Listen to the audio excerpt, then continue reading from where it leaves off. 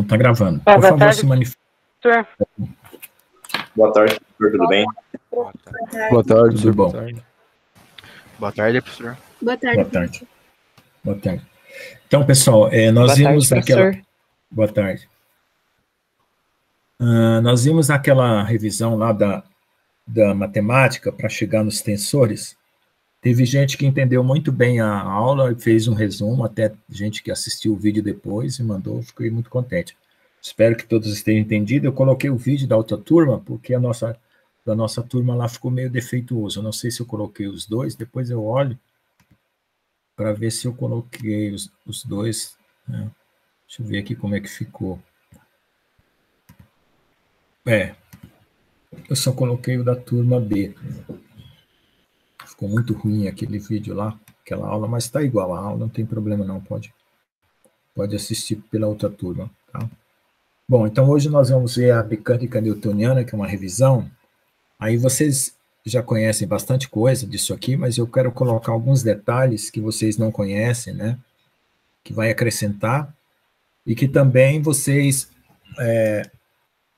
vai facilitar o entendimento da matéria que vem para frente, porque assim, se não conseguir entender essa parte, né, fica difícil, porque a gente vai precisar do conteúdo, né, para entender o que vem para frente, tá bom?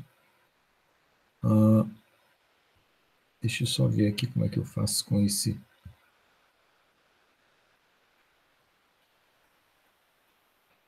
Tá? Então vamos lá.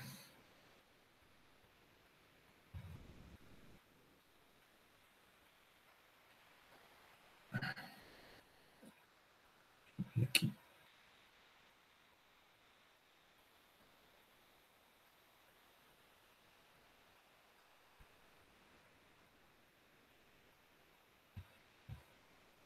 Vamos começar então com a lei de Newton. Deixa eu entrar aqui só para ter o retorno da tela, para eu não ficar aqui.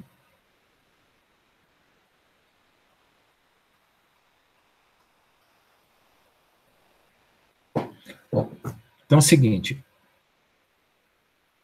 As leis da mecânica newtoniana, como todos sabem, né, são 3 leis. Então nós vamos aqui começar, né, fazendo uma investigação, né, que possa abranger a seguinte situação, partícula, sistema de partícula, sólido e fluido. Então, nós vamos comparar como é que se aplica as leis a cada uma dessas situações. Essa comparação vai ajudar você a entender o que é um sólido e um fluido, porque aí você vai vendo como as equações vão se modificando, apesar de ser a mesma lei, né? Lei é uma coisa diferente de equação, tá? Então, a equação é a adaptação da lei a um problema específico, ou, no caso, a uma geometria específica, tá? Bom, então nós vamos aprender a descrever as 3 leis, a distinguir as quantidades invariantes. O que são quantidades invariantes? São constantes, né, que é um fenômeno apresenta, né, aplicar essas leis, a translação e a rotação, tá? Então são 2 situações. 3 leis aplicadas à translação, 3 leis aplicadas à rotação. E aplicar o conceito de centro de massa e momento de inércia. Centro de massa, ele vem da translação e vem da rotação, tá? É uma quantidade que é calculada como consequência e é necessária para simplificar os problemas, ou seja, a resolução dos problemas, tá bom? Tá travando aí? Parece que tá travando aqui já. Ah, não. Ok. Continuando. Então, aqui é o seguinte. Então, o que cai na prova, as perguntas que eu faço, é baseada nos objetivos. Você deve saber descrever as leis, distinguir as quantidades, né? E assim por diante, tá? Então, o que nós temos aqui? A síntese da mecânica, ela foi proposta por Newton, certo? E ela é uma coisa das mais importantes na ciência física, tá? Depois disso, veio a mecânica quântica, tá certo? Então, foi uma proeza muito grande que o Newton conseguiu, porque a partir da mecânica newtoniana você consegue explicar um monte de coisas, tá certo? Então, Aristóteles foi o primeiro a pensar no movimento e a tentar descrever o movimento de forma matemática, ok? Mas o Newton, né, foi o que colocou a coisa da forma mais clara, mais objetiva, né, e que teve um sucesso.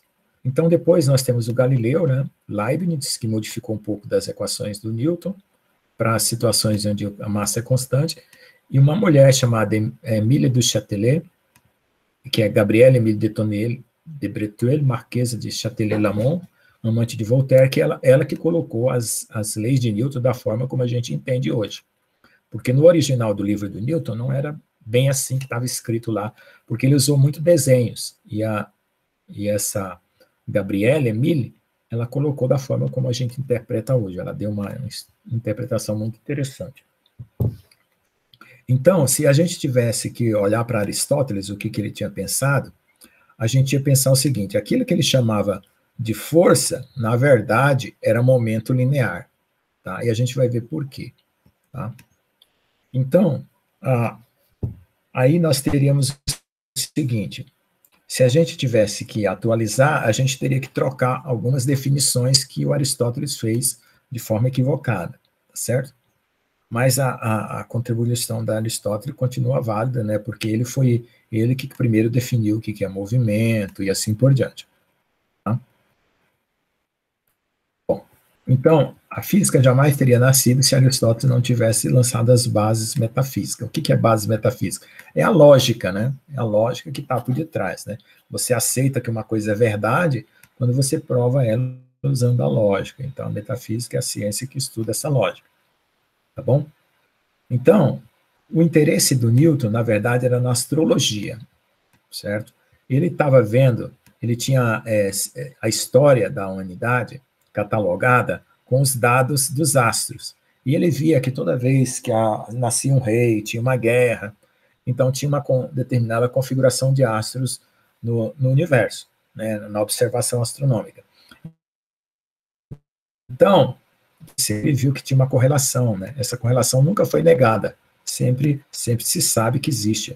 Aí daí nasceu a astrologia, que é essa picaretagem que tem aí na rádio aí, que de manhã fala do seu horóscopo e tal, falando coisas que acontecem para todo mundo, né? Problemas no amor, problema financeiro, mas isso na época não era assim. Eles estavam associando pensa num QR Code, né? Um QR Code são pontos bidimensionais, né, pontos pretos. Então, você olha para o céu, pensa num QR Code 3D, certo?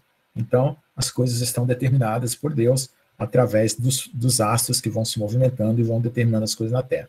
Era assim que o Newton pensava, e é isso que ele desejava prever, né, a posição dos corpos celestes para eventualmente conhecer o futuro da humanidade, preocupado com o apocalipse e sobrevivente da peste negra na Europa. Assim como está tendo a pandemia agora, naquela época teve a peste negra. Ele foi para uma propriedade rural da família dele, e lá ele desenvolveu as ideias da mecânica e a teoria da gravitação, certo? Bom, aí o que aconteceu de lá para cá? Esse sonho de prever o futuro usando os dados históricos e o movimento dos planetas, né, acabou ficando de lado, né? E o que a ciência andou? A ciência andou para o lado da Revolução Industrial, certo? E as máquinas. Então, o que aconteceu? A astrologia se separou da astronomia, né, virou picaretagem, e a astronomia continua até hoje, e a mecânica física, né, se tornou uma mecânica para construção de equipamentos e máquinas, tá certo? Bom, então, então, sempre houve a necessidade de se conhecer o significado, né, das coisas que a gente tem na face da Terra. Ou seja, por que o homem existe, para que serve o sentido da vida e coisas do tipo, que os filósofos buscavam, e a ciência, naquela época, era chamada de filosofia. Depois separou a parte, né, que hoje é mais tendendo ao materialismo.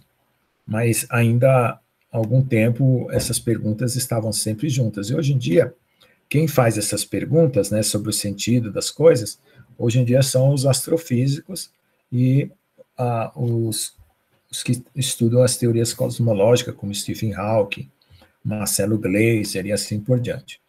Tá? Bom, então vamos ver os conceitos da física. Alguns conceitos da física são autoexplicativos, autoevidentes, ou seja, você não consegue decifrar eles mais do que aquilo que a gente mostra, porque eles são extraídos da realidade. Então, por exemplo, massa. O que é massa? Eu pego um pedaço de papel, mostro massa, né? O que é espaço? O ambiente que você está é o espaço.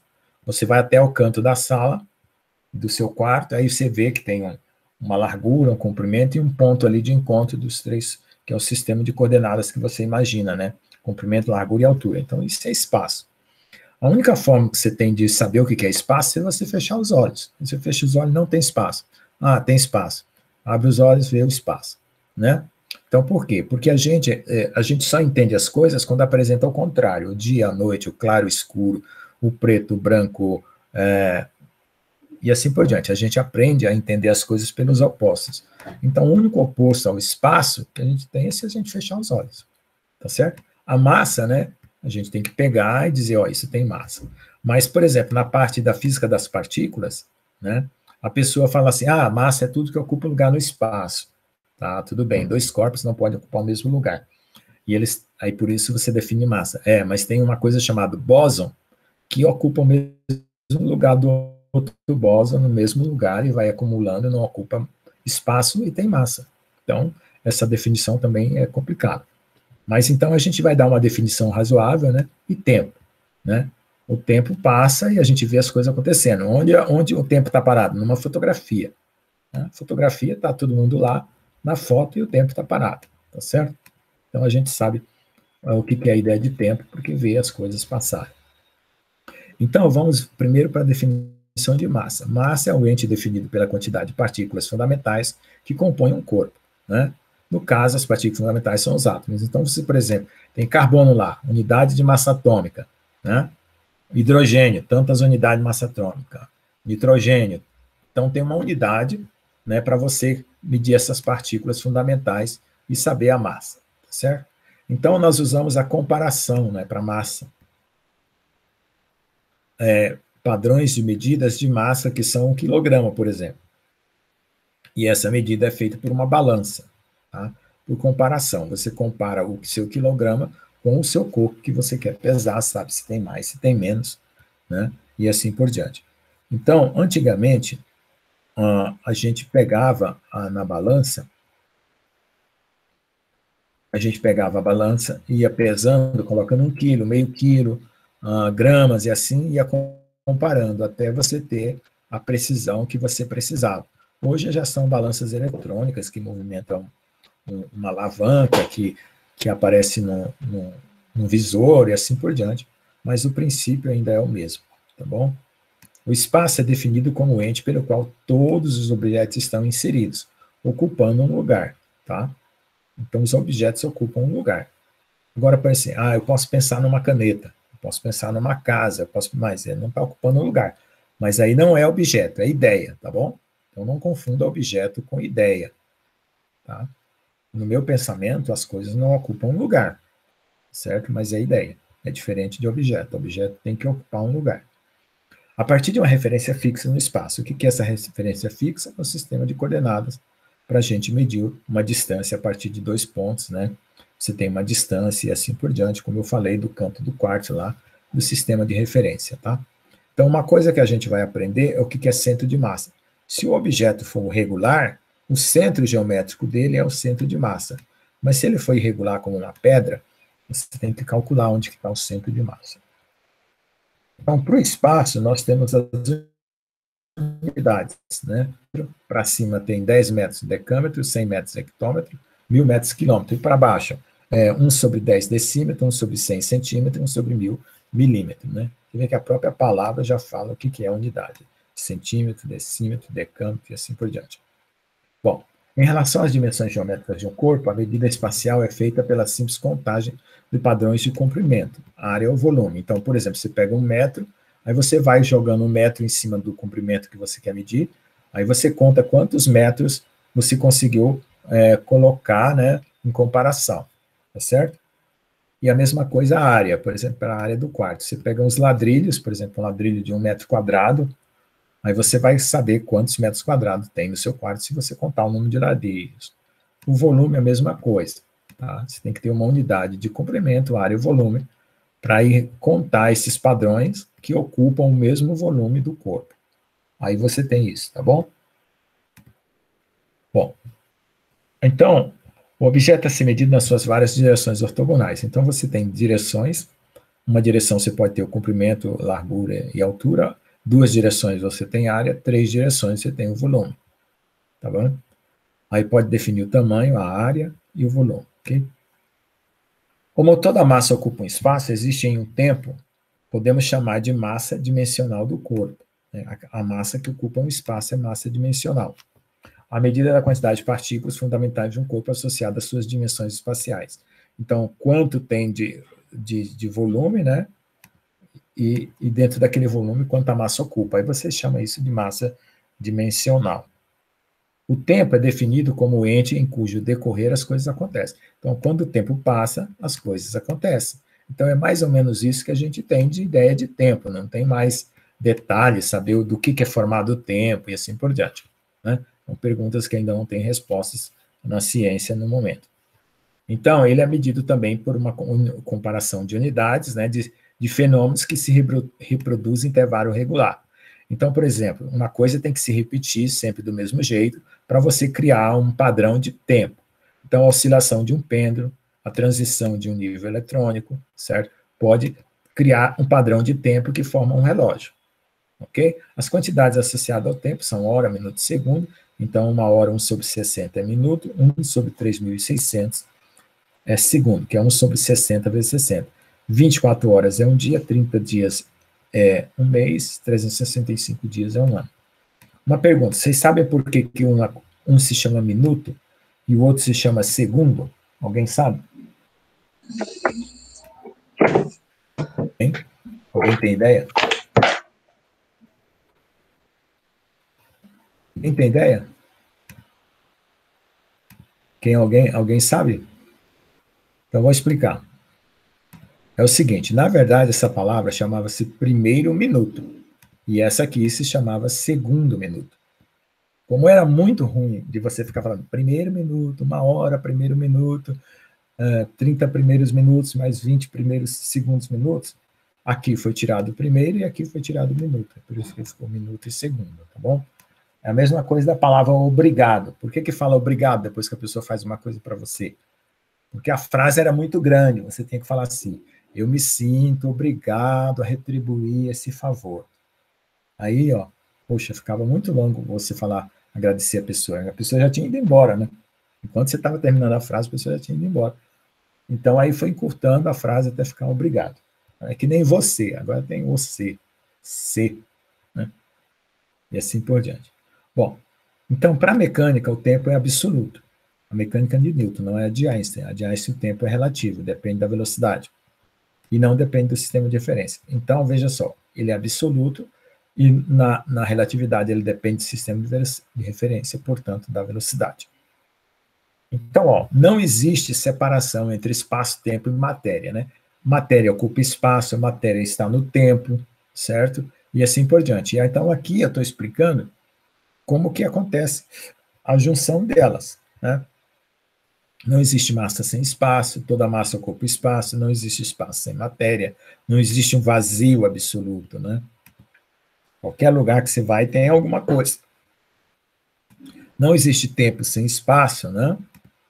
Mesmo que você imagine o tempo, tem que ter um relógio para marcar, e o relógio ocupa espaço, certo? E assim por diante. Não existe massa sem tempo, a massa passa no tempo, né? Ela vai acontecendo mudanças, né? E assim por diante. Então, sempre vai ter uma conjunção dessas quantidades. Por isso que o Einstein chamou de espaço-tempo, né? Aí ele só colocou energia, né, para completar a ideia, para tentar explicar o que é massa. Então, em termos de espaço, nós temos a posição, certo? Que a gente mede nas coordenadas x, y, z em 3 direções diferentes, como está mostrado aqui, montando o sistema de coordenadas que nós já vimos na aula passada. Então, aqui, ó, tem um ponto P, certo? que tem coordenada x, né? Nessa direção ela anda x, nessa direção ela anda y, nessa direção anda z, está a coordenada aqui. Então, daqui tem um vetor R, então é diferente, ponto de vetor. Vetor é do ponto da origem até lá, ponto é só essa aqui, tá? Vamos lá.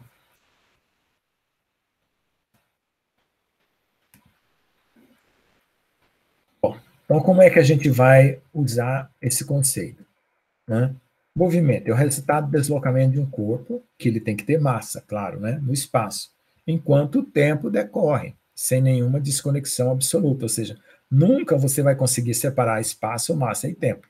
Por isso que eu falo, nenhuma desconexão absoluta, ok? Então, essa conjunção fenomenológica de espaço, tempo e matéria, onde uma coisa se desloca, né, enquanto o tempo passa, é chamada de movimento. Então, você pode dizer assim, o que é movimento? De uma forma geral, é a transição entre dois estados, é movimento. Mas para o movimento do caso de massas, né, de matéria em velocidade, como a gente está acostumado, a gente define assim, tá certo? Então, muitos livros começam falando de movimento, né, você pode pegar um livro de física e vai falar de movimento, mas explica o que é movimento. Né, já usa a palavra sem saber o que está falando. Então, aqui eu estou colocando a definição de movimento, tá certo? Deslocamento de um corpo enquanto o tempo passa. Ou a transição entre dois pontos, de A para B, vai de um lado para o outro, é movimento. Velocidade é definida como a taxa é porque é uma divisão de uma coisa por outra, pela variação da posição, então a posição varia de um ponto até o outro, ponto inicial até o ponto final, em relação ao tempo. O tempo varia do tempo inicial até o tempo final. Então, essa definição eu chamo de definição bem posta. Por que bem posta? Porque a própria definição leva você a uma equação. Uma equação leva você a uma tabela e você faz previsões, tá certo? Então, a definição, a equação, tabela, gráfico, previsões, tá certo? Então, isso que vocês têm que aprender. Transformar uma definição, né, numa matemática que faz com que você faça as previsões necessárias. Ok? Então, nós vamos sempre precisar representar a velocidade de um corpo a partir de um ponto, né, que é um centro de massa, né, que é um conceito abstrato, né, desprezando as suas dimensões. Então, vamos lá. Velocidade instantânea. O que é velocidade instantânea? Por exemplo, você tem um corpo que sai daqui e vai para lá. Então, tem um ponto aqui, um outro ponto aqui. Então, você sabe que aqui tem um ΔR, certo? Mas também você sabe que aqui o relógio estava na posição, aqui o relógio já estava na outra posição. Então, tem um T e um outro T' aqui, sei lá. Então, o que você faz? Você tem um ΔT aqui, ok? Então, com esse ΔT, o que você faz? Você vai pegando a posição do corpo e olhando em pontos cada vez mais próximos. Quando você estiver num ponto muito próximo do outro, esse ΔT, que é o intervalo, já ficou muito pequenininho. É uma foto atrás da outra, instantânea. Então, esse limite de ΔT tendendo a um pequenino intervalo é que faz com que você defina a velocidade instantânea, quer dizer, a velocidade naquele instante, né, que é tão pequenininho, se torna instantânea. E essa parte aqui, ó, e essa daqui é uma troca de notação. Né? Não tem como provar que isso é igual a isso, porque eu disse que era, eu mudei a notação. Então, já vi gente aí, né, até aí na graduação, na universidade, aí na física, não sei aonde, tentando provar uma coisa dessa que é impossível. Ok? Vou ver se eu apaguei mais para frente. Apaguei. Certo? Bom, aí o que você faz com as coordenadas? Você deriva cada uma delas. O R é formado por x, y, z, então vai ter dx, dt, dy, dt, dz, dt, certo? Aí, essa dx, dt você vai chamar de vx, dy, dz, vai ter 3 componentes, uma para cada direção. Então, está colocado aí o conceito de massa, espaço, tempo, o conceito de velocidade, né? O conceito de movimento e de velocidade. Agora vamos para as leis de Newton. Né? Vamos lá. Então, o Newton, ele começou descrevendo uma partícula, certo? Uma partícula. Então, essa partícula é o que nós vamos usar no começo. Depois nós vamos mudar para uma soma de partículas, depois para um sólido e para um fluido. Tá? Ele publicou os trabalhos dele em 1677, em 3 volumes, né? Eu só tenho aqui em casa só um volume, não comprei os outros 2, mas a parte da mecânica está no primeiro volume. Então, a primeira coisa que ele fez foi explicar as leis de Kepler. As leis de Kepler eram leis para a gravitação dos planetas, como os planetas se movimentam em torno do Sol. Bom, com isso, o que aconteceu? As leis de Newton, né, passou a estudar o movimento dos corpos celestes. E depois é que ela veio para estudar o movimento dos corpos na Terra. E com isso apareceu a ideia de repouso, né? Tá certo? E de movimento uniforme. E a inércia, né? Nesse caso, é medido pela massa. Então, quando a pessoa falava em massa e inércia, é a mesma coisa, porque a massa, né, é a quantidade que o corpo tem. Inércia é a dificuldade de colocar em movimento. Porque uma coisa está inerte, está difícil de colocar em movimento. Então, quem mede a dificuldade é a própria massa, certo? Então, tal estado só poderia ser alterado se uma força agir sobre o corpo. Então, basicamente, a lei de Newton está aqui. Para você alterar o movimento, você tem que ter uma força, né? Essa força é quantificada em termos da aceleração pela segunda lei. A terceira lei tem sua origem nas colisões, ou seja, choques de objetos, né? A força de ação é igual à força de reação. Tá bom? Então, vamos ver lá. Então, a primeira coisa que a gente precisa distinguir é a diferença entre massa dimensional, massa inercial, massa gravitacional. Então, massa dimensional é aquela das dimensões que o corpo possui. Massa inercial é quando você estuda um movimento e percebe que existe uma dificuldade para colocar ele em movimento ou para frear.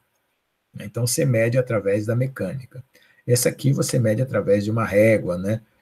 Ou de uma balança mesmo. Mas aqui, e essa daqui você já vê que já começa a ficar relacionada.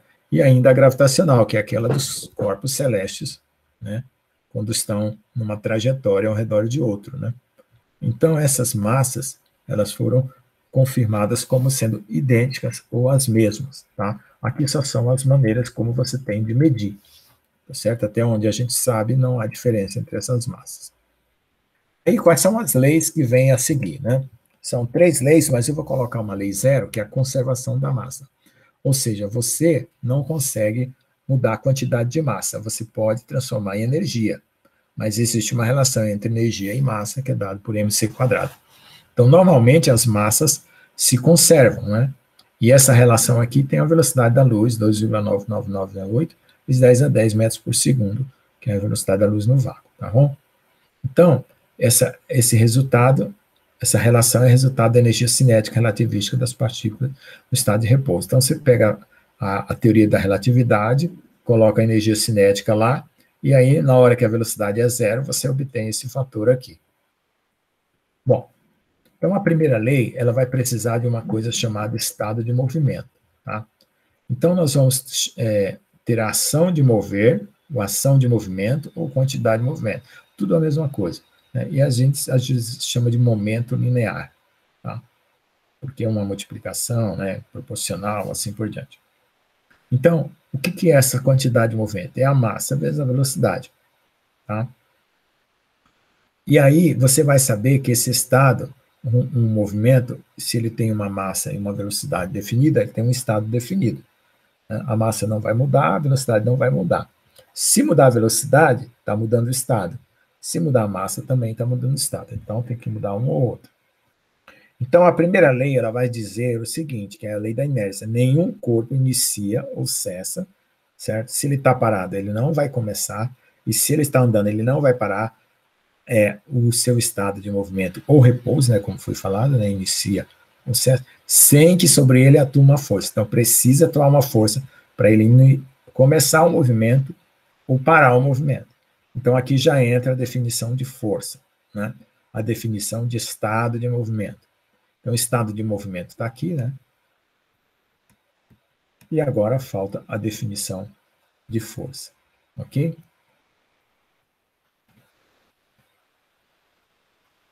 Bom, vamos lá. Então, olha só. Essa quantidade, quando relacionada ao movimento de pura translação, é chamada de momento linear. Também devemos observar que o princípio da inércia admite a existência de um outro conceito, o de força, cuja relação com o momento linear é dada pela chamada segunda lei, que nós vamos ver agora para frente, como que é essa segunda lei. Portanto, a primeira lei estabelece que quando a resultante das forças que atuam em um corpo for nula, quando não tiver força, né, este corpo, se tiver em repouso, continuará em repouso. Se tiver em movimento, continuará em movimento, até que passe a atuar uma força sobre ele. Então, essa situação aí, ela se torna um imutável, né? Se não tiver força, as coisas não mudam, tá bom? Então, vamos ver como é que funciona aqui. Aceleração zero, né? Velocidade zero, corpo em repouso. A aceleração zero, velocidade constante, claro, não muda, a aceleração é zero, porque a aceleração é a diferença. Movimento retilíneo uniforme. Bora. Esqueci de falar aqui, por exemplo, a força com o deslocamento vai ter a realização do trabalho, que a gente vai ver ainda para frente. Então, vamos ver aqui, o seguinte, se a velocidade é zero e a aceleração é zero, força é zero. Se a velocidade é constante, a aceleração ainda é zero, e a força é zero, porque a força depende da aceleração. Mas, se acontecer da velocidade não ser constante, a aceleração não vai ser zero e a força não vai ser zero. Portanto, já está aparecendo uma força aqui. Tá bom? Na verdade, esse aqui deveria ter tirado essa força aqui, né? Porque ela é zero, né? Bom, então vamos lá. Em coordenadas retangulares, como é que fica? Eu vou usar sempre várias coordenadas. Retangular, cilíndrico ou esférico. Dependendo do corpo. Se o corpo for um bloco, vai ser retangular. Se o corpo for um tubo ou uma barra cilíndrica, vai ser a coordenada cilíndrica. Se o corpo for uma esfera, vai ser coordenada esférica. Então, a massa vezes o dx dt, né, na direção y, dy dt, que é a velocidade vy, e o dz dt, a velocidade vz, na direção k. Então, isso aqui é o mv que a gente vai usar. Ok? Bom, a gente tem a seguinte ideia, de que o repouso, né, é matematicamente um caso particular do movimento. Então, você diz assim, velocidade igual a zero é repouso. Então, você tem como qualificar o repouso. Tá certo? A inércia, como medida intrínseca do estado de movimento de um corpo, determina que estado será conservado, a menos que sobre ele passe a atuar uma força. Que é a mesma coisa, né, dita de outra maneira. Né? É a medida de dificuldade, a inércia, de alterar o estado de movimento. Por isso que se chama inércia. Uma coisa inerte, né, que não anda. Então, tem uma dificuldade para colocar em movimento. Então, tanto para o corpo com velocidade não nula como velocidade não nula, sua medida, a medida da inércia, é a própria massa. Então, como eu falei, massa dimensional, inercial e gravitacional. Agora vamos pensar num estado de rotação. Né? Nós vimos um estado de translação, que é esse mv aqui. Agora, o estado de rotação. Como é que a gente definiria estado de rotação? Então, nós teríamos o momento, que é o estado de translação, vetor R. Ou seja, uma coisa está tentando transladar, mas ela está girando com um raio ao redor de um centro. É isso que essa equação está dizendo. Tá? Por quê? Porque se eu tiver o raio na mesma direção da velocidade, que é o P é mv, né? E o raio aqui, o que vai ser? Isso aqui vai ser uma translação. Então, não tem como fazer o produto vetorial, né? Isso aqui dá zero. R vetor P aqui vai dar zero. Mas se eu tiver um raio aqui e uma velocidade, então tem que ter um ângulo. Esse ângulo faz com que esse produto vetorial seja diferente de zero, portanto, tem uma rotação. Certo? Raio e o vetor P. Tá certo? Então, ó, quando o ângulo é zero, o produto dá zero. Quando o ângulo é diferente de zero, dá um valor, né, que determina a rotação do corpo. Ok? Então, é assim que funciona. Então, vamos lá. Então, nós vamos ter que ter 3 leis para translação, 3 leis para rotação. Aqui eu já coloquei os 2 estados. Estado de translação, né, que é o MV, e o estado de rotação, que é o R vetor P. Vamos ver como é que é esse R vetor P. Aqui, ó. Tá vendo? Tem que formar um ângulo entre eles, né, para você ter uma rotação. E aqui vai girar. Bom, então, aqui eu estou falando do ângulo, né? O ângulo não pode ser zero, senão não gira. Então, nenhum corpo inicia ou cessa o seu estado de movimento de rotação sem que ele ature um torque. Então, ó, preste atenção. estado de movimento de rotação, torque. E vamos ver lá para a inércia, como que foi colocado, ó. Estado de movimento, né, e força. Só faltou colocar que aqui era uma translação. Né? Tá vendo que as afirmações são muito parecidas? Uma é para translação e outra para rotação. Então, no lugar da força, aqui nós temos o torque. No lugar do momento linear, nós temos o momento angular, que é esse aqui que eu acabei de mostrar. Esse aqui. Certo? Então, já temos aí a primeira lei para os dois. A segunda lei. A segunda lei vai envolver uma força. Que tipos de forças a gente tem na natureza, né? A gente tem forças naturais, né? Que são chamadas... Vamos ver aqui, por exemplo. Ó, a força é definida como agente causador da mudança do movimento de um corpo. Só pode existir corpo se existir alguém fazendo essa força. Tá? Só pode existir força se alguém fizer. Tá? A força não aparece do nada. Tá certo? Então, ela vai causar o movimento. Então, uma coisa que deve observar é que na natureza existem 3 agentes de mudança que podem exercer força. Deus, o homem e as forças da natureza. Né? Em relação ao Deus e o homem, as causações são chamadas vertical. Por quê? Você tem um mundo aqui, certo? As coisas estão acontecendo. Então, alguma influência tem que vir de fora. O seu braço, por exemplo, tem uma roda girando. O seu braço vai lá e freia essa roda, certo? Então, a gente chama isso de causação vertical. Uma linguagem moderna, né, para explicar as coisas que acontecem na natureza. Agora, por exemplo, forças naturais. Forças naturais, o que que é? É o próprio sistema, né, girando. Né? Por exemplo, uma roda girando. Então, a força está no próprio sistema. Por isso que chama, aqui, se chama causação vertical, que vem de fora, e causação horizontal. Certo? Essa é a diferença. Quem está causando está dentro do sistema, ou quem está causando está fora do sistema. Essa é a ideia, tá bom? Então, por que acontece no plano da realidade natural sem o exercício do livre-arbítrio sendo determinado pela cadeia de causa já existente na natureza, certo? Então, eu não preciso nenhuma decisão minha para causar essa força. A força já existe lá no sistema. Por exemplo, as forças que existem na natureza, tempestade, assim por diante. Né? Ou o movimento de uma máquina, né, que já está ali acionada e assim por diante. Então, a segunda lei de Newton pode ser enunciada da seguinte forma, né? Uma força atuante sobre o corpo altera o seu estado de movimento na proporção da variação da sua quantidade de movimento pela variação no intervalo de tempo da força. Então, é uma maneira de definir a segunda lei. Tá? Então, está aqui. Ó. Uma maneira de definir a segunda lei. Tá? Na segunda proposição, feita por Newton, estabelece que a força resultante que atua sobre um determinado corpo ou partícula possui um valor dado pela variação temporal do momento linear. Então, o momento linear variando no tempo é o que produz a força. Certo? Vamos ver lá. Força, variação do momento linear no tempo. Bom, o que acontece?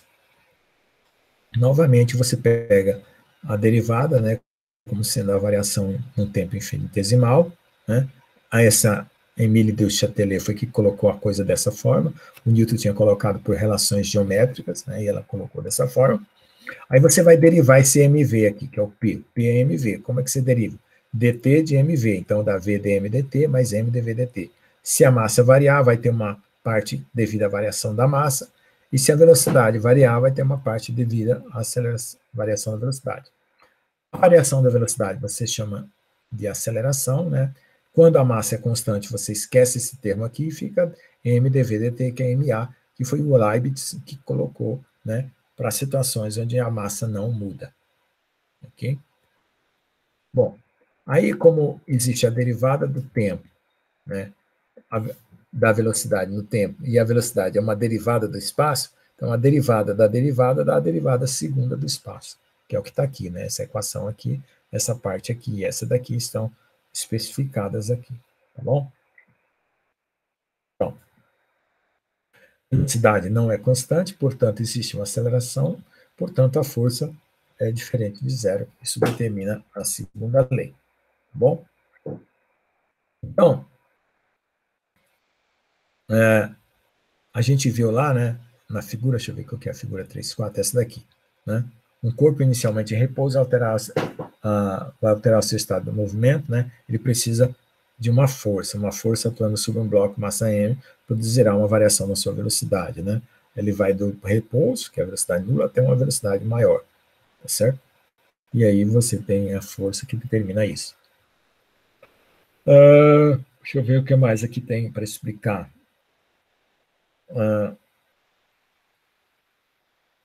Observe também que não se define na segunda lei de Newton, a natureza da força atuante. Bom, você não diz, né, nasce dentro da lei, né, que eu estou falando de força, você não diz de onde que ela vem.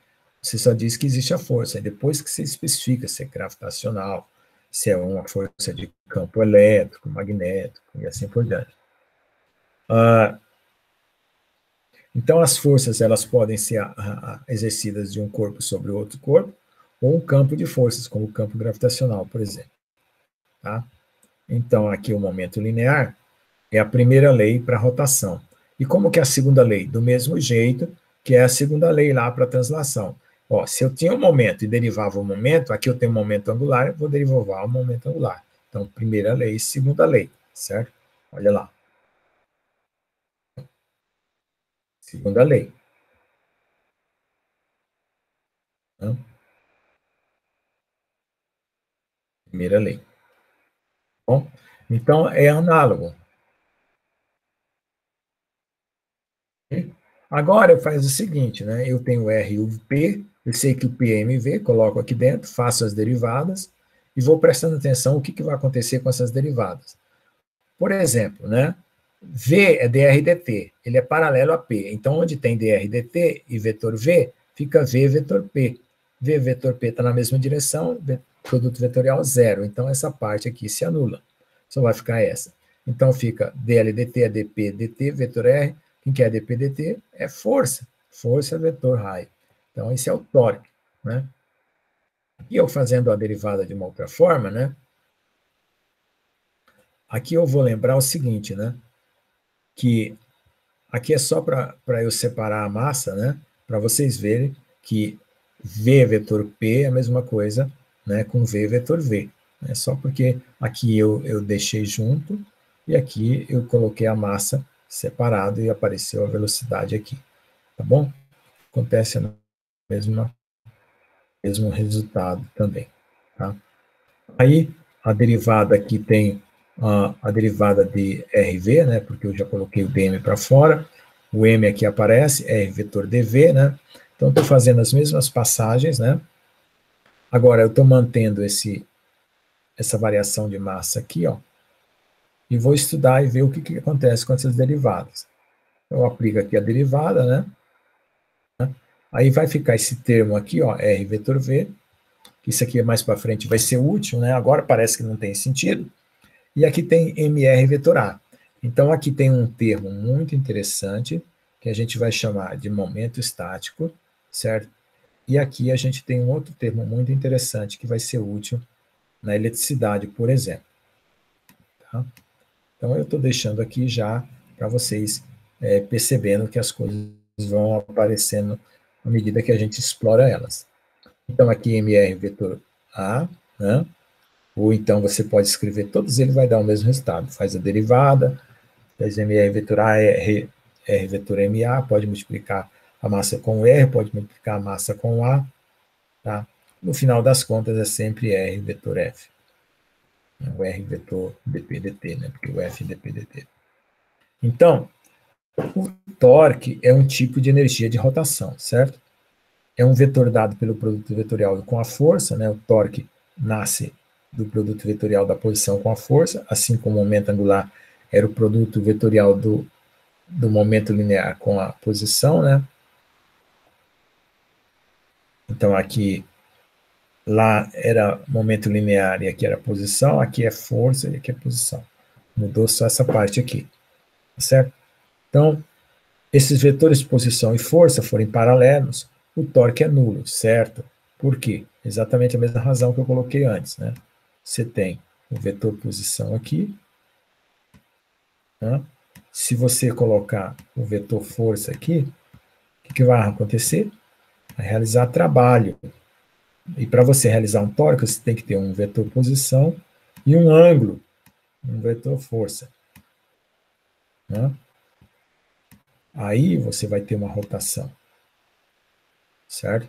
Então é por isso que esse produto vetorial aqui não pode se anular, porque se anular, ele está paralelo à translação. Ele tem que ter um ângulo para poder dar uma rotação. Ok? Bom, o que dá mais para fazer? Nós vimos a primeira lei para a translação, a primeira lei para a rotação, a segunda lei para a translação, a segunda lei para a rotação. Translação, rotação, né? Então, faltou a terceira lei, né? Força de ação é igual a força de reação. Ou, então, para rotação, torque de ação é igual a torque de reação. Tá certo? Então, fica as três leis aí, a gente vai fazer o resumo, né, no final.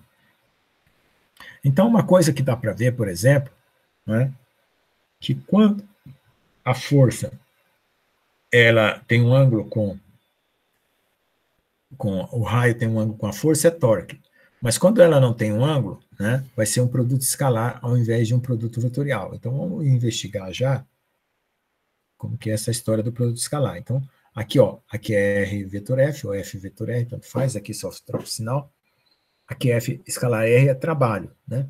Então, trabalho é R vetor dP dt. É só troquei a ordem aqui para ficar parecido com aquele lá. Então, isso aqui é trabalho e aquele lá é torque. Tá? Então, como eu falei, né? A última proposição que o Newton fez foi a da terceira lei, né? Que é a reciprocidade da ação. Então, para toda ação corresponde uma reação, né? Então, ela tem origem nos campos, né? Elétricos, magnético, gravitacional, e no contato das superfícies, né? Força de pressão, choques e colisão foi como ele descobriu essa terceira lei, tá? Então, força de ação igual menos força de reação. Elas não se anulam porque estão em corpos diferentes, ok? Se tivesse no mesmo corpo, você somaria e daria zero. Bom, então vamos dizer aqui essa diferença de força interna. Por exemplo, eu coloco um ventilador em cima do próprio barco com a vela.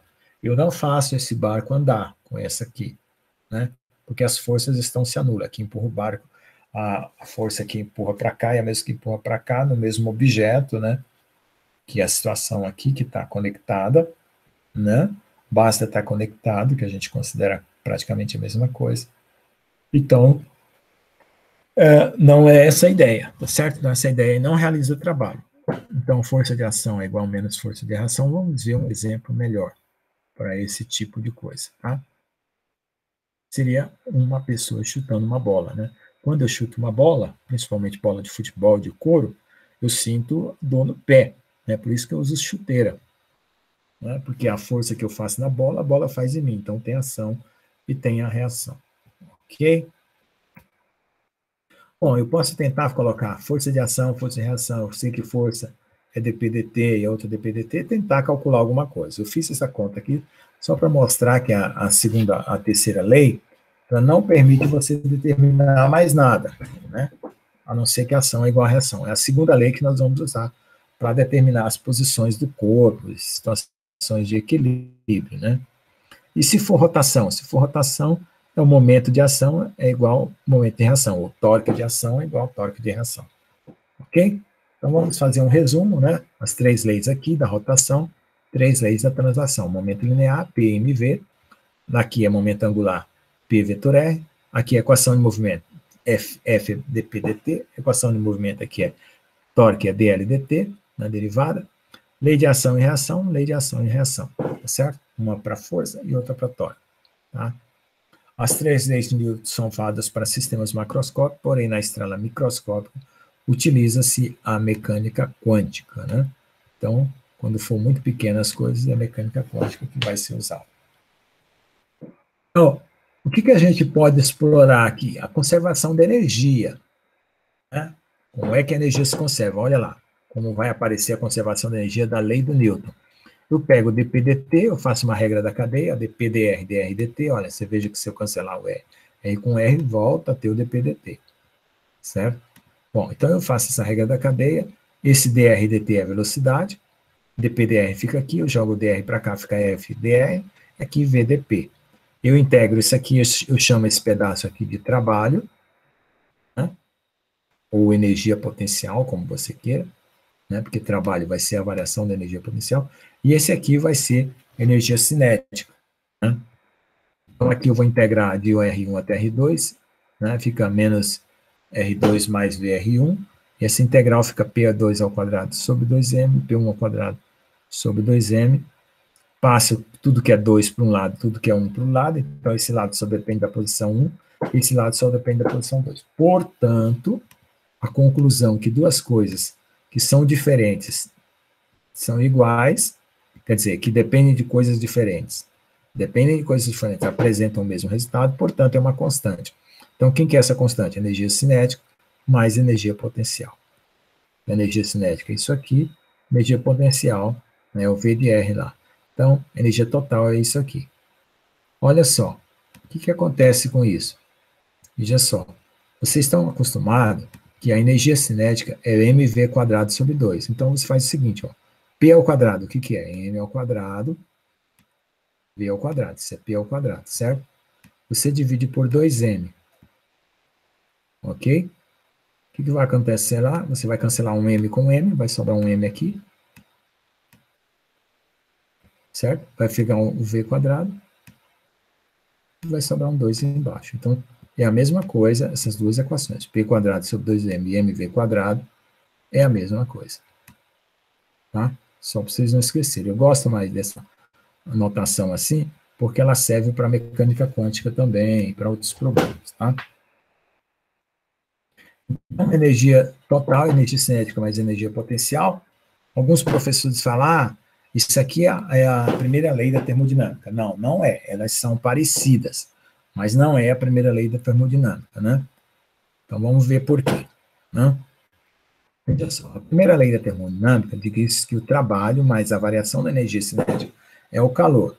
Ou seja, se você aplicar calor e tirar trabalho nele, o restante da energia foi gasta para esquentar o próprio corpo que você está realizando trabalho. Um ventilador, ele está expulsando o vento, mas ele está esquentando o motor.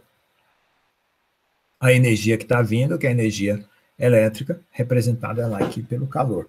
Então, vem uma energia para sustentar o sistema, uma energia transformada em trabalho, e a outra é para esquentar. Bom, o que acontece aqui?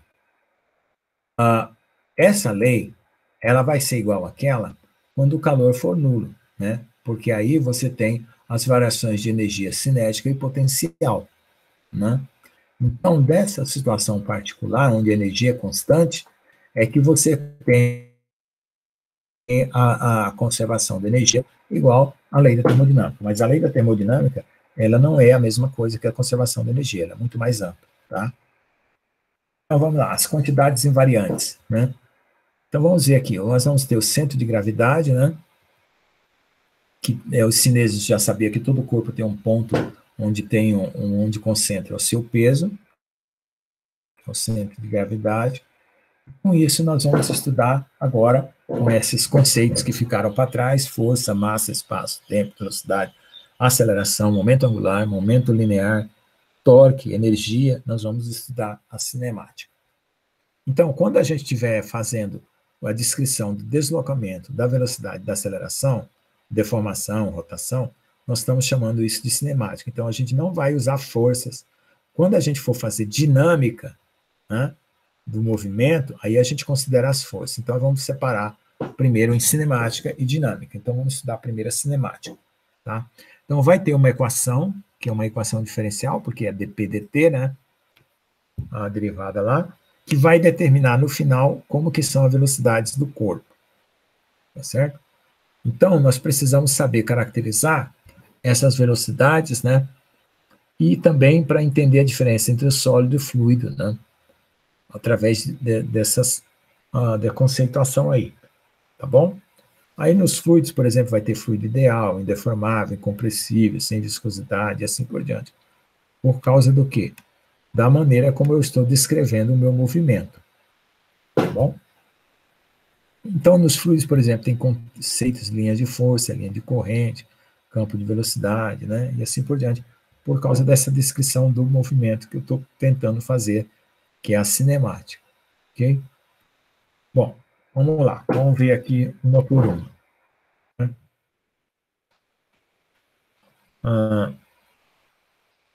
Por exemplo, quando o movimento é turbulento, a gente não vai se preocupar.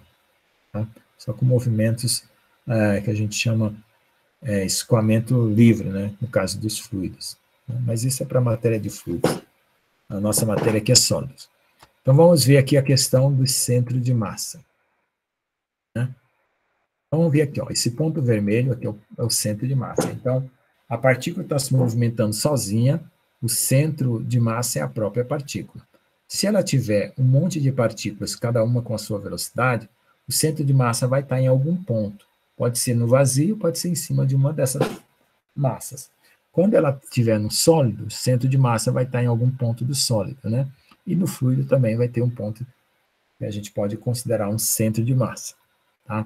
Então, aqui, partícula, sistema de partículas, sólido e fluido. Então, nós vamos ver cada uma para poder entender o que é, como é que a matemática e a física definem cada um desses, tá certo? Deixa eu ver mais o que eu posso explicar aqui. Ó, no sólido e no fluido, as partículas elas estão comprometidas uma com a outra, com uma ligação química. Então, por isso que o comportamento de uma influencia o comportamento da outra, coisa que não acontece no sistema de partículas livres aqui. Como esse aqui, tá bom? Vamos ver o caso de uma partícula, começando da posição. Vamos definir o momento de repouso, que é a massa vezes a posição. É só pegar a posição e multiplicar pela massa. Vamos definir a velocidade e o momento linear, que é multiplicar a massa pela velocidade do mesmo jeito que a gente multiplicou a massa pela posição. Tá certo? Então, nós vamos ter essas quantidades para definir o movimento de uma partícula. Aí você vai ter a componente Vx, Vy, Vz. Né? Agora, por exemplo, a velocidade ela pode variar em módulo e variar em direção. Então, aqui o Rzinho é a direção, né? O R, vetor Rzinho, aqui ó, é módulo e direção. A derivada no tempo do módulo é a intensidade da velocidade que muda, e aqui o dr e dt é a variação da direção. Então, nós temos o movimento de translação e o movimento de rotação aqui descrito nessa equação aqui. Tá bom? Então, P mv, m dx dt, é que está o movimento, né, de translação misturado com rotação. Tá bom? Agora vamos ver um sistema de partículas. Quando for um sistema de partículas, você tem a M1, M2, M3, M4, como está na figura lá em cima. M1, M2, M3, M4, assim por diante. Então, você vai ter uma partícula de massa que eu vou chamar de MI. Eu somo todas as partículas MI, eu tenho uma massa total, certo? Elas são independentes, uma não afeta a outra, certo? Do contrário, não poderia só somar, teria que multiplicar também. Cada partícula tem uma posição, RI, XI, YI e ZI, ok? Bom, com isso, o que você vai fazer? O momento de repouso, MI, RI, ó, tá aqui, ó. Então, o momento total é a soma de todos eles, certo? Então, é isso que você vai fazer, sempre usar a soma para representar. Então, se a soma do momento de repouso é igual à massa total vezes uma posição definida, que é centro de massa. Então, se eu dividir tudo pela massa total, então a somatória, né, da massa vezes a posição dividido pela massa total me dá um centro de massa. Então, veja que essa definição que eu coloquei aqui de momento de repouso, multiplicar a massa por uma posição, ela vale individualmente para a partícula como para o sistema todo. E ela ajudou a definir centro de massa, que é muito importante para resolver os problemas, tá bom? E o momento linear, como é que vai ser? MI e VI, né? Somando para todo mundo, vai dar a somatória de MI e VI, que é PI. Então, somando todos os PIs, dá o P resultante, né? Aqui fica a somatória de M, DRI e DT, né? Então, MI é DRI e DT, tiro a derivada para fora, fica a derivada de somatória de MI e RI.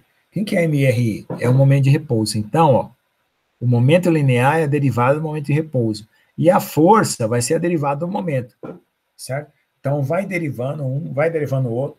Cada um deles é uma quantidade que vai aparecendo. A primeira lei, segunda lei e assim por diante.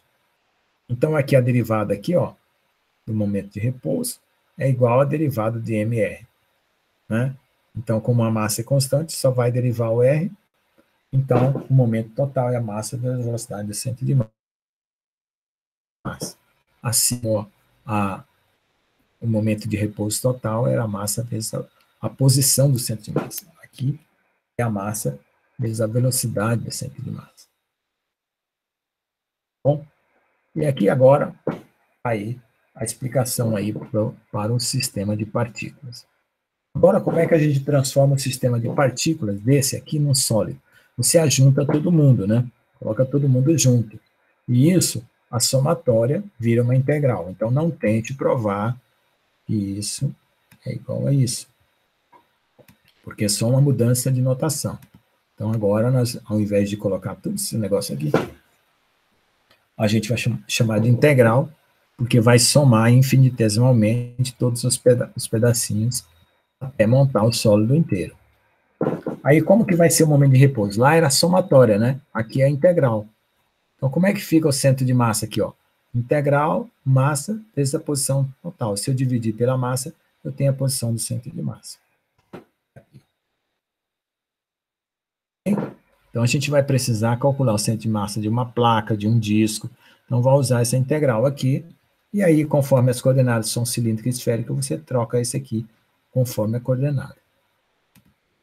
Tá?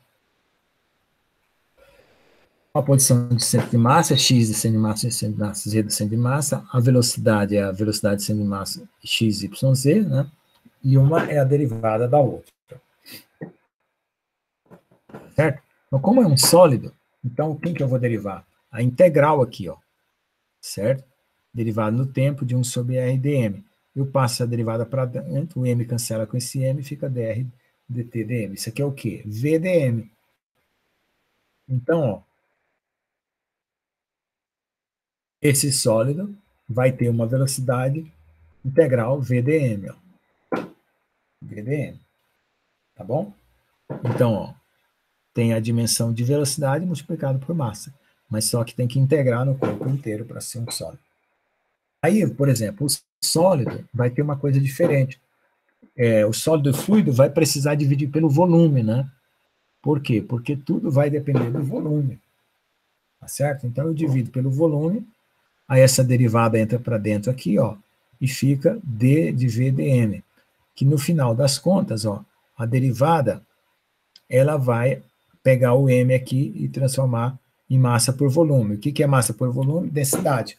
Então, ó, a densidade de momento, que é momento por volume, vai ficar a densidade de massa vezes a velocidade. Tá? Essas aqui são só as passagens para mostrar como chega no resultado final. Tá? Então, agora eu sei distinguir uma partícula de um sistema de partículas e um sólido e um fluido também vai ser VDM também. Tá? Aí eu tenho o movimento de um sólido, por exemplo, um martelo, vai ter uma translação, uma rotação.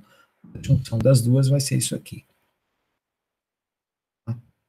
Vamos ver um fluido. Um fluido, as partículas, se ela tiver um número pequeno ou mais ou menos grande, você enumera e soma. Mas se for um fluido, você não tem como enumerar, são infinitas partículas num fluido, que não dá nem para ver.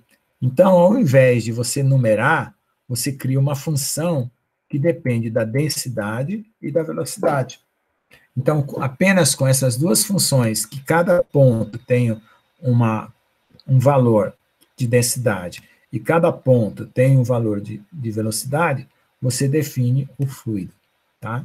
Então, veja, a ideia é o seguinte, você indexa, coloca índice I, 1, 2, 3, quando o sistema tem poucas partículas, ou uma partícula, uma quantidade que dá para contar. Quando é infinitas partículas, você define uma função, tá? Função da posição x, y, z e do tempo. Bom, aí a velocidade vai ser uma função para a coordenada x, uma função para a coordenada y, uma função para a coordenada z, derivada no tempo, né? A velocidade é sempre derivada no tempo. Então, Vx é a derivada no tempo de f, Vy é a derivada no tempo de g, e assim por diante. Tá? Aí, ó, momento linear é igual ao do sólido, né? Só que a maneira de interpretar é diferente, é VDM, né? Só que a massa do sólido, ela está contida no corpo inteiro, fixa, e a massa do fluido, né? Você tem que delimitar ela porque o fluido está escoando. Então, a densidade de momento, né, fica derivando em relação ao volume, fica ρV igual ao sólido. Por quê? Porque o meio é contínuo que divide não nos separa em pedaços, como o sistema de partículas. Por isso que ficou densidade vezes velocidade. Então, fizemos a partícula, o sistema de partículas, fluido, né? Sólido e fluido. Tudo primeira lei, né? Tudo primeira lei. Então, vamos só reprisar aqui, né? Para a gente não esquecer, primeira lei, por causa de uma partícula, né? mv, você tem o momento de repouso, né? Tem a velocidade, momento mv. Aqui, se a massa variar, vai ter a variação da massa, se a massa for constante, vai ser mdr/dt, que é mv. Tudo bem. Então, a velocidade do centro de massa é a própria velocidade da partícula, não teve problema nenhum. Sistema de partículas, vamos ver como é que a gente faz usando o conceito de centro de massa. Então, você vai definir o somatório de MRI, vai ter MR centro de massa, somatório de MRI, né? Você vai definir o centro de massa pela posição R dividido por M, vai ter a velocidade VI, né? Vai ter o momento P e VI de cada partícula, né? Substitui, soma, né? Você descobre, então, que o centro de massa, aqui no caso, usando somatória de RI e MI, porque há um sistema de partículas, né? A derivada é a derivada da massa vezes a posição, derivada em relação ao tempo, né? Aí você tem um momento, porque esse aqui é o momento de repouso. Você troca a primeira derivada, né? E aí a velocidade do centro de massa é isso aqui. Então, ou seja, no sistema de partículas, você basta, né, utilizar o conceito de centro de massa dado pela somatória, né? Que você resolve o seu problema. Então, existe um centro de massa, e aí você olha o sistema de partículas para o centro, olhando para o centro de massa. O que acontecer com o centro de massa representa o que acontece para cada partícula. Agora, se for um sólido rígido, gente, espera um pouquinho. Eu já passei aqui da aula que eu queria parar, né? Então, vamos fazer o seguinte, já são 14h37, eu comecei aqui no 3.6, né? Na outra turma eu parei por aqui, né? Ia dar essa continuidade depois. Mas eu vou terminar bem aqui, ó, só para não deixar a coisa na metade. Então, vou terminar bem aqui e a gente para. Então, se for um sólido, né? Agora usando o centro de massa para o sólido, né? As mesmas coordenadas, tá? Aí eu vou trocar essa somatória aqui, ó. Eu somo sobre todas as partículas. Com essa somatória integral, eu defino o momento de repouso, faço a derivada do momento de repouso, ó, como eu fiz, encontro, né, que o momento de um sólido é VDM, tá certo? Tá? Então, esse aqui está diferente daquela equação que a gente viu, porque aqui é que a gente está considerando o centro de massa, lá a gente estava considerando uma posição qualquer, tá certo? A mesma coisa sendo repetida. Aí, olha, se eu quero calcular coisas sólidas, então eu vou ter o centro de massa de uma placa, né? O centro de massa vai ser dado aqui por uma... Aí você tem uma coordenada x e y, né? A placa, ela tem densidade sigma, que é massa por dmdA, é massa por área, certo? Então, vai ser substituído aqui. Então, a placa vai ter essas coordenadas aqui para o centro de massa. Okay? Se for corpos tridimensionais, vai ter coordenadas x, y, z. Tá? Aí vai dar mdx dt, mdy dt, que é o px, py, pz. Tá? E aí você pode definir centro de massa de uma linha, né? Centro de massa de uma placa, centro de massa de um sólido, tá bom? Aqui tem as relações lineares, a densidade é massa por comprimento, superficial é massa por área, e volumétrica é massa por volume, substituindo nas coordenadas, ó, x, y, z, né? Na linear só vai ter x, na superficial tem x, y, e na volumétrica tem x, y, z. Bom, mas eu volto aqui na próxima aula, tá? Para não deixar vocês na mão, porque eu avancei um pouco mais do que a aula da turma B. Então, eu volto aqui da partida 3.6 de volta para explicar melhor, com mais calma, a aula que vem. Tá bom? Então, façam os exercícios que já está lá, né? E como é 1 hora de aula, eu considero que vocês vão trabalhar assistindo os demais vídeos, né? E fazendo os formulários para completar as 3 horas, ok? Alguém quiser fazer uma pergunta, pode fazer, se alguma parte que não entendeu, né? Assistam os vídeos, né? Novamente, tem vídeos relacionados a cada conceito, inércia, eu coloquei um vídeo, centro de massa, eu coloquei um vídeo, forças de Newton, eu coloquei um vídeo, para vocês juntar com essa aula da agora e poder resolver o questionário, tá bom? Alguma pergunta?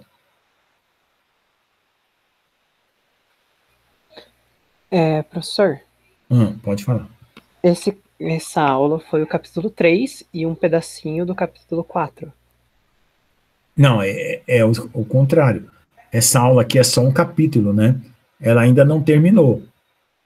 Ela é o capítulo 3, tá? O capítulo 4 já vai ser outro assunto, olha lá, é capítulo 3, tá? O capítulo 2 foi coordenadas a parte da matemática, a revisão da matemática, que é escalares, vetores e tensores, foi a aula passada. Eu estou fazendo uma revisão e estou colocando novidade, né? Na matemática eu coloquei os tensores e na física eu estou colocando aqui as leis da translação e da rotação. E os conceitos de centro de massa e momento de inércia. Mas pode falar. Ok, muito obrigado. Ok. Então, gente, o próximo capítulo, que seria o 4, como ele perguntou aí, né, vai ser outro assunto. Né? Vamos até ver aqui, que eu não lembro direito. Deixa eu olhar aqui no livro, que fica mais fácil, vou ir mais rápido por aqui. Bom, o capítulo 4 vai ser o ponto material. O que é o ponto material? É o seguinte, nós consideramos uma partícula, sistema de partículas, um sólido, mas você não disse que jeito que era esse sólido, se ele era um cilindro, uma esfera, como que era. Então, no capítulo 4, você vai dizer, esse sólido é um bloco, esse sólido é um cilindro, esse sólido é uma coisa. Então, as coordenadas vão aparecer conforme a geometria do corpo. Aí o capítulo 4, né, volta de novo todas as ideias, repetidas praticamente, né, mas agora para vocês perceberem a diferença quando coloca a geometria do corpo. Que eu não coloquei a geometria, eu só disse que era um monte de massa. Até coloquei aí uma batata aí pro sólido, uma coisa bem parecendo uma pedra, né, para não depender da geometria. Tá certo? Aí no capítulo 5, eu vou dizer, quer ver, o capítulo 4, eu estou dando a forma. No capítulo 5, eu vou falar dos materiais, como é que são as ligações, como são os materiais, né? Os materiais corpos rígidos, deformáveis. É um capítulo breve, pequeno. Aí eu volto a pegar o movimento, né? Agora, no capítulo 6, vai ser o próprio movimento do sólido com formas geométricas definidas, ou seja, eu juntei o capítulo 3, 4 e 5 e gerei o capítulo 6, tá? Que são as mesmas equações para formas definidas, né? Cilindro, esfera, disco, placa, tá bom? E o capítulo 7, né, é elementos geométricos usados em estruturas, onde vai aparecer as forças, os carregamentos e como as forças se distribuem ao longo desses corpos que a gente já estudou, né? Que são cilindros, barras e assim por diante. Tá? Então, a sequência é assim. A ideia do curso é sempre repetir o que foi falado, para o aluno não se perder, e acrescentando uma novidade, é como se fosse um círculo, né? Vai aumentando, aumentando, aumentando, né? Uma espiral assim, ó. Sempre avançando, colocando mais coisas e avançando. Porque o cara está lá no capítulo 4, 5, lá, ai, professor, não lembra a primeira lei, não lembra a segunda lei, não lembra a terceira lei, eu vou ter que estudar o capítulo inteiro? Não, você volta e pega só o que precisa, tá? É por isso que não pode faltar as aulas, nem pode deixar de assistir, porque você tem uma estrada contínua, né? É aquilo que eu falei, logo no começo da aula, eu vou subindo degrauzinho por degrauzinho, eu não vou saltando, fazendo pulos, né, no assunto. Eu chego aqui, pá, jogo um assunto novo, você não sabe nem de onde saiu, né? Não, eu pego o assunto velho, dou uma mexida nele, trago uma novidade. Aí pego de novo o assunto, dou uma mexida nele, trago outra novidade. Tá bom? Mas foi muito boa essa pergunta aí. Quem foi que perguntou aí sobre os capítulos? E eu, professor? Ângelo. Ah, o Ângelo. Obrigado, Ângelo. Ótima a sua pergunta. Eu que agradeço pela explicação. Então, veja, presta atenção à filosofia do meu trabalho. É isso que vocês têm que entender. Como é que o professor pensa, como é que ele está ensinando você, que jeito, qual é a maneira que ele está tentando mostrar as coisas para você. Ele coloca os conceitos, mexe com as equações, faz todas as mudanças que as equações podem ter.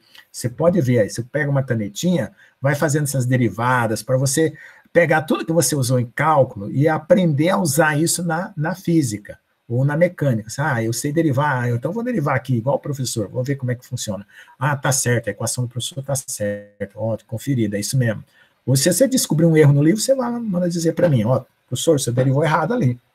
Ou eu derivei e não consegui o mesmo resultado, me explica para mim. Aí eu vou para os exercícios, né?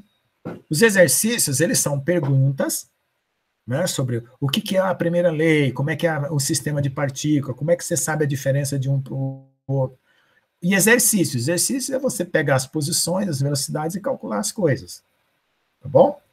Até chegar numa viga, que é um material que você vai usar numa construção, uma barra, né? E na matéria 2, que é a do próximo semestre, continua usando as mesmas ideias, mas mais para frente, com mais coisas, sempre acrescentando mais coisas. Até você entender. O final do curso, o que eu quero? Que você feche a sua cabeça e fale assim, eu sei agora o que é um sólido. Eu sei como é que é por dentro e por fora de um sólido. Esse é o objetivo do curso, entendeu? Se uma força agir nesse sólido, eu sei o que vai dar. É isso que eu quero, tá bom? Valeu, pessoal. Se não tiver perguntas, vou interromper a gravação para poder deixar as perguntas aí, caso alguém tenha. Ok, até semana que vem.